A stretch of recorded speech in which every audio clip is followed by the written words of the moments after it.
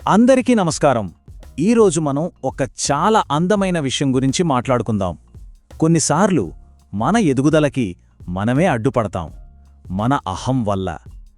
మరి ఆ అహాన్ని పక్కన పెట్టి వినయంగా ఉండటం అనే ఒక్క చిన్న మార్పుతో మనం ఎంత వేగంగా ఎదగగలమో చూద్దామా? ఈ మాటలు చూడండి, ప్రకృతి మనకు ఎంత అద్భుతమైన పాఠం చెప్తుందో కదా. తుఫాను వచ్చినప్పుడు నేను వంగను అని గట్టిగా నిలబడిన చెట్టు విరిగిపోతుంది. కాని మెల్లగా వంగిన చెట్టు మాత్రం తుఫాను వెళ్ళిపోయాక మళ్ళీ నిలబడుతుంది. జీవితంలో ఒదిగి ఉండటమే అసలైన బలమన్నమాట. అసలు ఈ అహం అంటే ఏంటి? చాలా సింపుల్గా చెప్పాలంటే అది నాకు అన్నీ తెలుసు అనుకోవడం. అదొక మూసేసిన పెట్టెలాంటిది. లోపల ఇంకేమీ పట్టదు, కొత్త విషయాలకు చోటే ఉండదు. మరి వినయమంటే దానికి సరిగ్గా వ్యతిరేకం. నేను నేర్చుకోవడానికి రెడీగా ఉన్నాను అని చెప్పడం.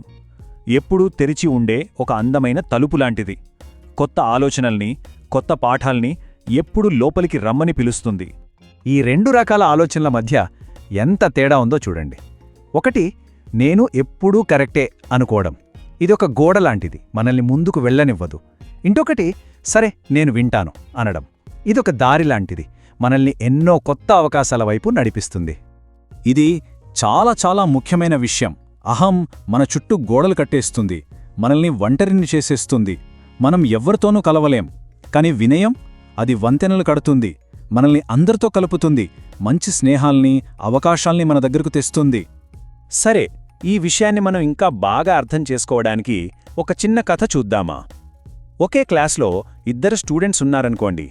వాళ్ల పేర్లు రాహుల్, ఆశా. వాళ్ల కథ మనకేం చెప్తుందో చూద్దాం. ఇక్కడ ఈ టేబుల్ చూడండి. రాహుల్ అలవాటు ఏంటంటే వినడం, నేర్చుకోవడం, ఏదైనా తప్పు చేస్తే ఒప్పుకోవడం. అందుకే చూడండి, తను టాపర్ అయ్యాడు. మరి ఆశా, నాకే అంతా తెలుసు అని టీచర్ చెప్పేది వినకుండా వాదించేది. అందుకే అక్కడే ఉండిపోయింది. చూశారా, ఓకే టీచర్, ఓకే క్లాస్, కానీ ఒక చిన్న గుణం వాళ్ళిద్దరి మధ్య ఎంత పెద్ద మార్పు తెచ్చిందో. అంతే, ఈ కథలో నీతి చాలా సింపుల్. రాహుల్ వినయం వల్ల పైకి వెళ్ళాడు, ఆశా అహం వల్ల అక్కడే ఆగిపోయింది. సరే, స్కూల్ అయిపోయింది కదా, ఇప్పుడు ఆఫీస్కి వెళ్దాం. ఇక్కడ కూడా ఇద్దరు సహోద్యోగులున్నారు, అరవింద్ మరియు మనోజ్. వాళ్ల కథేంటో చూద్దాం రండి. ఇక్కడ కూడా అదే జరిగింది. అరవింద్కి ఫీడ్బ్యాక్ ఇస్తే దాన్ని ఒక గిఫ్ట్ అలా తీసుకున్నాడు, తన తప్పుల్ని సరిదిద్దుకున్నాడు, ప్రమోషన్ కొట్టాడు. కాని మనోజ్, నాకు చాలా ఎక్స్పీరియన్స్ ఉంది, నాకు చెప్పొద్దు అని వాదించాడు. ఏమైంది? అతను ఎక్కడున్నాడో అక్కడే ఉండిపోయాడు. ఒకరు ఎదుగుదల అనే నిచ్చెనెక్కారు, ఇంకొకరు అహమనే గోడ దగ్గరే ఆగిపోయారు. చూశారా, అసలు తేడా ఇక్కడే ఉంది. అరవింద్ తన అహాన్ని పక్కన పెట్టాడు, మనోజ్ తన అహాన్ని గట్టిగా పట్టుకొని వేలాడాడు. ఇక మన చివరి కథ ఈసారి ఇద్దరు వ్యాపారస్తుల గురించి. వాళ్ల పేర్లు రమేష్, సురేష్. పక్కపక్కనే 2 షాపులు నడుపుతున్నారు. వ్యాపారంలో కస్టమరే దేవుడు అంటారు కదా. రమేష్ ఆ మాటను గుండెల్లో పెట్టుకున్నాడు. కస్టమర్లు ఏం చెప్తున్నారో ఓపికగా విన్నాడు, మార్పులు చేశాడు. అతను షాపు ఎప్పుడూ జనంతో కలకలలాడింది. మరి సురేష్, ఇన్నేళ్ల నుంచి వ్యాపారం చేస్తున్నా నాకు తెలుసులే అనే అహంతో ఎవరి మాట వినలేదు. రిజల్ట్ ఏంటో మనకు తెలుసు. అంతే, రమేష్ వినయంతో కస్టమర్లను గెలుచుకున్నాడు. సురేష్ అహంతో కస్టమర్లను పోగొట్టుకున్నాడు. వినయం ఒక మ్యాగ్నెట్ లాంటిదనమాట.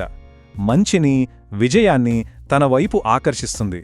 ఈ వినయం అనేది కేవలం మనలాంటి వాళ్లకే కాదు, ప్రపంచంలోనే చాలా powerful soldiers, American navy seals కూడా పాటిస్తారు. అక్కడ వాళ్లకి గెలవడమే ముఖ్యం, వాళ్ల అహం కాదు. అందుకే ఒక చిన్న సోల్జర్ మంచి ఐడియా ఇచ్చినా పెద్ద ఆఫీసర్ కూడా వింటాడు. ఎందుకంటే లక్ష్యం ముఖ్యం, ర్యాంక్ కాదు. మైక్రోసాఫ్ట్ కథ మనందరికీ తెలిసే ఉంటుంది. ఒకప్పుడు మాకే అన్నీ తెలుసు అనే స్టేజ్లో ఉండేది. కాని సత్యనాదెల్లా వచ్చాక మొత్తం మార్చేశారు. మనం అన్నీ నేర్చుకుందాం అనే ఒక కొత్త కల్చర్ తీసుకొచ్చారు. ఆ ఒక్క మార్పుతో కంపెనీ ఎక్కడికో వెళ్ళిపోయింది.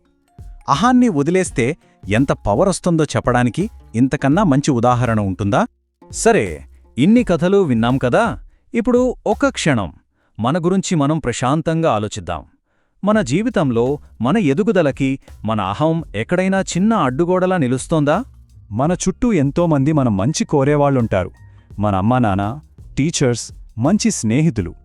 బహుశా మనం వాళ్ళ మాట ఇంకొంచెం శ్రద్ధగా వినడం మొదలుపెట్టాలేమో కదా.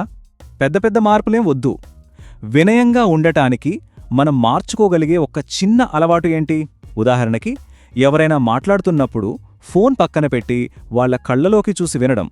ఆ చిన్న మార్పు చాలు. మొదటి అడుగు ఎప్పుడూ చాలా సింపుల్గా ఉండాలి.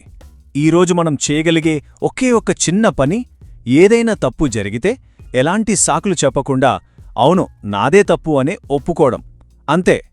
చివరగా దుర్గా సర్ చెప్పిన ఈ అద్భుతమైన మాట గుర్తుపెట్టుకుందాం. అహం అరుస్తోంది, జ్ఞానం వింటుంది. ఎంత నిజం కదా! నిజమైన బలం అరవడంలో కాదు, ప్రశాంతంగా వినడంలోనే ఉంటుంది. గుర్తుంచుకోండి, వినయం బలహీనత కాదు, అది మనల్ని ఎదిగేలా చేసే ఒక గొప్ప బలం. ప్రతిరోజు మనం కొంచెం నేర్చుకున్నా చాలు, ఖచ్చితంగా గొప్ప స్థాయికి ఎదుగుతాం. విన్నందుకు చాలా ధన్యవాదాలు.